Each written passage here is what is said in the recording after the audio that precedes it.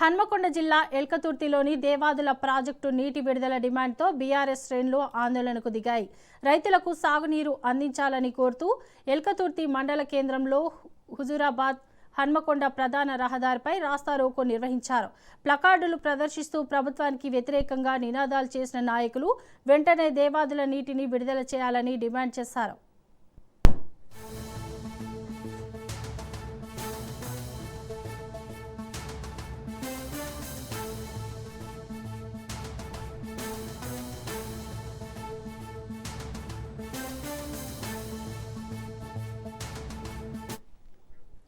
కాంగ్రెస్ ప్రభుత్వం రైతుల సమస్యలను పట్టించుకోవడం లేదని బీఆర్ఎస్ నాయకులు ఆరోపించారు.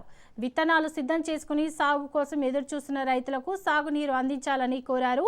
బీఆర్ఎస్ ధర్నాతో ప్రధాన రహదారిపై కొంతసేపు ట్రాఫిక్ కు అంతరాయం ఏర్పడింది. పరిస్థితిని అదుపులోకి తీసుకొచ్చేందుకు పోలీసులు రంగంలోకి దిగారు. ఆందోళన చేస్తున్న నాయకులు కార్యకర్తలను పోలీసులు అదుపులోకి తీసుకుని పోలీస్ స్టేషన్కు తరలించారు. ఈ ఘటనతో ఎల్కతుర్తిలో కొంతసేపు ఉద్రిక్తత వాతావరణం నెలకొంది.